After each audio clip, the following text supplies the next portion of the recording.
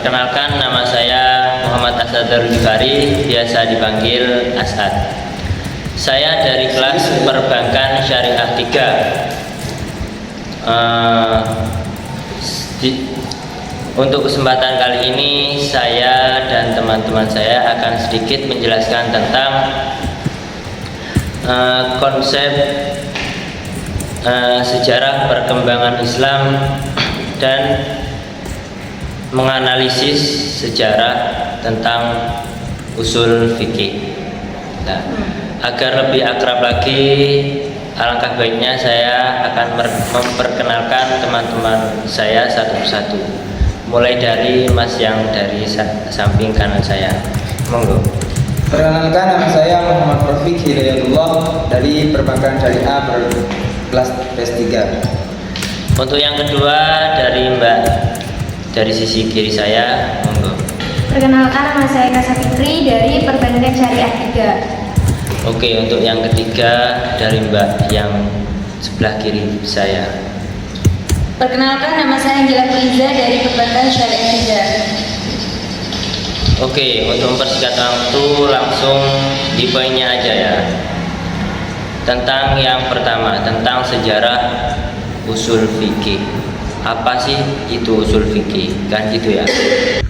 Ya, untuk tema kita yang pertama yaitu kodifikasi sejarah tentang usul fikih. Syariat Islam itu mengajarkan yang namanya tentang usul fikih, dan kita ketahui setiap ilmu itu mesti ada sejarahnya masing-masing ya. Karena ini usul fikih itu berkaitan dengan agama Islam, itu tertera dalam cerita dulu tentang Khalifah Abu Bakar As-Siddiq. Demikian pula dengan selesainya hadis Nabi yang kemudian itu yang akan nantinya dibuat alat-alat sebagai lalu ilmu tentang kajian Al-Quran dan hadis tersebut dikaji oleh para sahabat, dari para sahabat lalu turun kepada tabi'in dan seterusnya sampai hingga ke para mujtahid ulama yang tentunya kita kenal keempat mazhab. Lah, setelah dikaji antara ilmu hadis dan Al-Quran tersebut, maka dari situlah muncul atau ada yang namanya ilmu usul fikih, yang mana adalah perpecahan dari ilmu hadis dan Al-Quran yang mana telah dikaji oleh para sahabat dan diturunkan kepada para ulama juga, yang mana mereka juga mengkajinya tentunya. Lalu pada abad 3 Hijriah, di bawah pemerintahan Abbasiyah, wilayah Islam semakin meluas ke bagian timur. Jadi khalifah-khalifah yang berkuasa dalam abad ini adalah Al-Ma'mun, Al-Mu'tasim, Al-Wasik, dan Al-Mutawakkil. Jadi pada masa mereka inilah terjadi sesuatu kebangkitan ilmiah di kalangan Islam. Selanjutnya,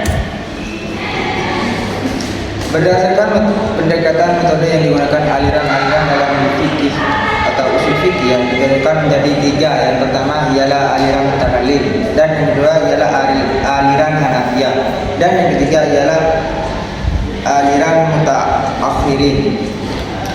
Nah, di sini saya akan menjelaskan tentang 3 dari perbedaan metode usul fikih. Yang pertama, aliran mutakallim ialah aliran yang menggunakan pendekatan rasional dan detektif dalam mengkaji usul fikih, atau aliran yang menerangkan pentingnya penggunaan logika dan penalaran dalam memahami hukum-hukum Islam. Dan yang kedua ialah aliran Hanafiyah, di mana aliran Hanafiyah tersebut ialah menggunakan pendekatan empiris dan indikatif dan mengkaji usul fikih dalam menerangkan pentingnya penggunaan pengamatan dan pengumpulan data yang memahami hukum-hukum Islam tersebut. Dan yang ketiga ialah aliran mutakhirin, di mana disebutkan ialah tentang menggabungkan pendekatan rasional dan empiris yang mengkaji usul fikih dalam menekankan pentingnya penggunaan logika dan penalaran serta pengamatan pencernaan pengumpulan data dan memahami hukum-hukum Islam tersebut. Secara garis besar ialah perbedaan antara ketiga aliran tersebut dapat dilihat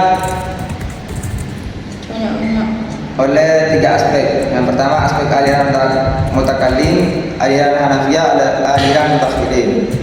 Mungkin hanya itu yang dapat saya sampaikan. Selanjutnya, dan yang terakhir yaitu perbedaan pendapat di kalangan para fuqaha. Yang pertama ada perbedaan dalam memahami nas Al-Quran antara ayat-ayat yang muhkam dan mutasyabih.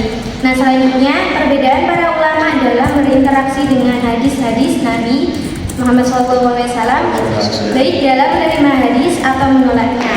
Nah yang selanjutnya perbedaan yang disebabkan dilalat kebahasaan dalam Al-Quran dan Sunnah. Dan yang terakhir, ada perbedaan pendapat yang disebabkan perbedaan para mujtahid dalam melakukan istinbat hukum. Oke, ini sedikit penjelasan dari kelompok kami, yaitu tentang sejarah dan kodifikasi tentang ilmu usul fikih. Oke, terima kasih. Untuk selanjutnya kami serahkan kepada netizen yang mau bertanya atau sedikit janggal tentang pemahaman usul fikih dari apa yang telah dijelaskan oleh kelompok kami. Kurang lebihnya kami mohon maaf. Assalamualaikum warahmatullahi wabarakatuh.